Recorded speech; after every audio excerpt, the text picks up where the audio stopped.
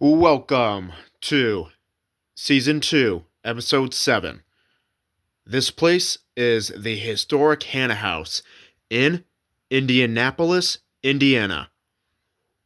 We're going to find out why this mansion is haunted. Okay, so this is the intro. My name is Michael Pappas. I had always wanted to go to haunted places so I could be spooked out. With me and my fellow investigators named Alex, that is in charge of developing technology so we can see things in the dark, and with my best friend like brother named Brady. Three of us will be locked inside these scary places from dusk until the rise of the sun, while battling ghosts, having extreme moments, communicating, and the horrors. These are the places that we will be investigating. Welcome, ladies and gentlemen.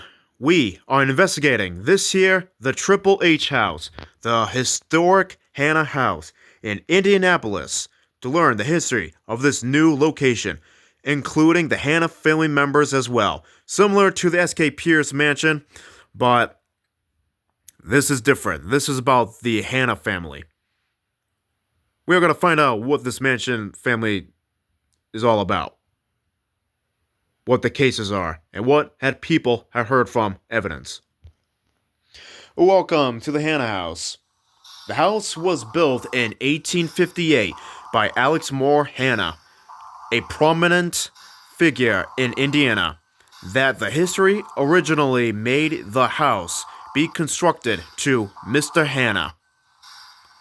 But at age 51, he married Elizabeth Jackson, and another ring was added on for the servants. Whoa, that's interesting. The house was built in 1858 by Alexander. Oh, we already said that. Mr. Hannah had made his riches in the California gold rush and came back to Indiana to settle down. He was married to Elizabeth in 1872, and several more additions were made to the house, as well as several outbuildings. So now the apartment he lived in now was one of the additions originally built as the servants' quarters.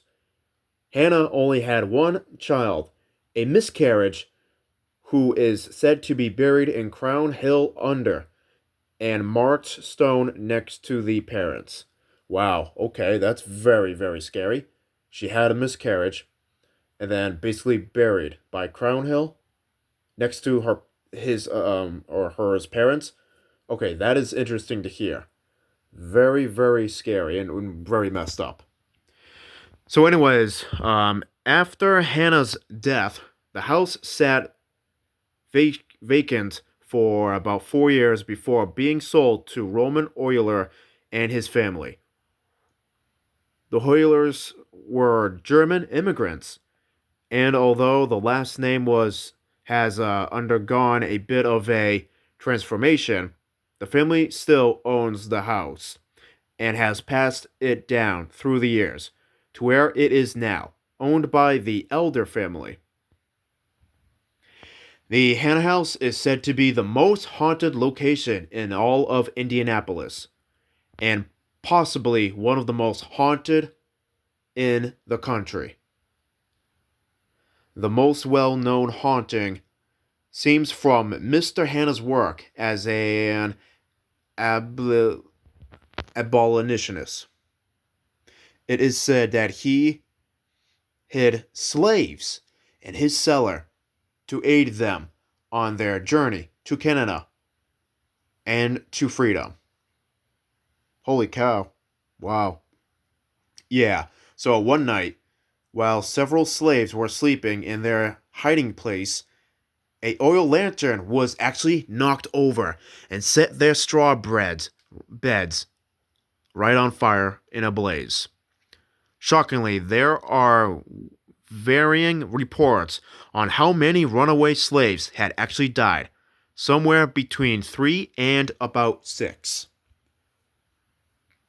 Rather than exposing himself as an abolitionist and faced prosecution.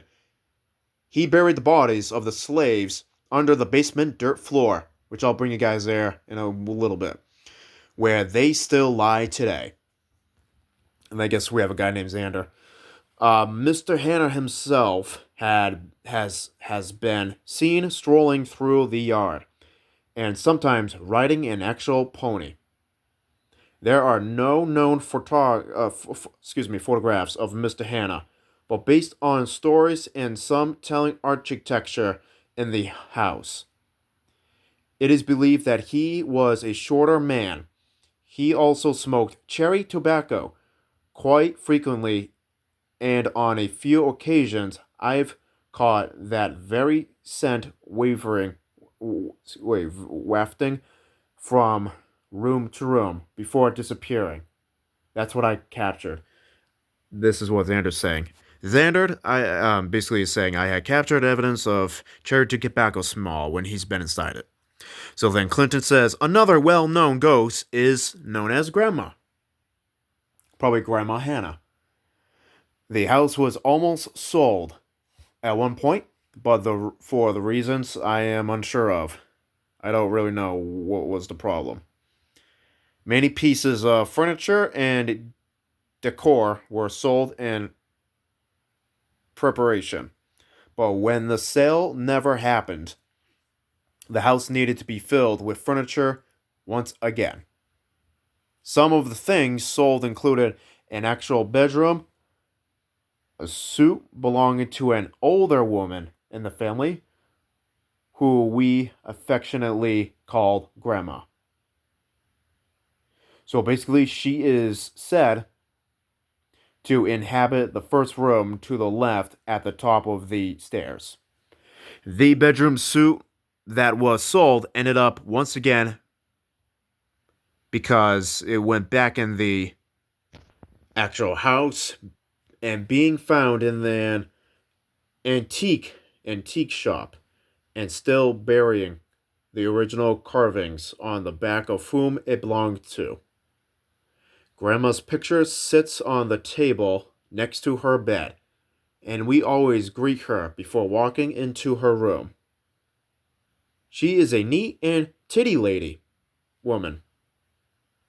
This woman who likes everything just so fine and loves flowers. We gave her flowers in a vase, and she loved it. Often the house managers will rush around after neglecting to water the flowers to find her plants already watered from her ghost. Her window directly faces out our front door from across the actual courtyard. And every so often, the curtains seem to sway a bit, we notice, like someone might have been looking out of them a moment before, since I am a witness. Holy cow, that is crazy. We have an actual family member of Hannah named Grandma. Wow, okay then. Yet another ghost that is mentioned sometimes goes by the name of Mr. Meanie. Why Mr. Meanie? This is the ghost that is most mischievous and sometimes makes people very, very feeling uncomfortable. And to my knowledge, he has never hurt anyone, I don't believe, but may leave you feeling scared or very sick and probably make you have an anxiety attack. Oh God. Well, we don't want that. It is also said that there may be a little girl who haunts the basement in the actual apartment, probably a slave that died that had a little kid. I have never seen her, but she has been mentioned to me several times. Holy cow. Wow, so an actual, probably a slave daughter or girl, whatever, is probably in the basement. Xander, we'll definitely check that out, and that's why we are here. There does seem to be something odd in my apartment, as we often hear footsteps and things being knocked around and disembodied voices when I'm at home. Basically, our cat George also acts like he is playing with someone we can't even see. Oh my God, that's crazy. The source of the hauntings remained a mystery for some time. The Stanley Mansion has seemed to have a few owners over the years, and unlike most haunted houses, had seen little in the way of trauma or death. Or so for most people believed. Basically, it's a regular mansion for a family, since I'm adding more about the mansions inside. Basically, just a regular inside of any other place.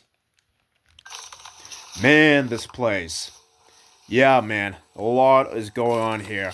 We got a basement that probably had slaves, and then now we're hearing about a little girl, and probably a lot of other spirits going on here. Absolutely scary to hear about.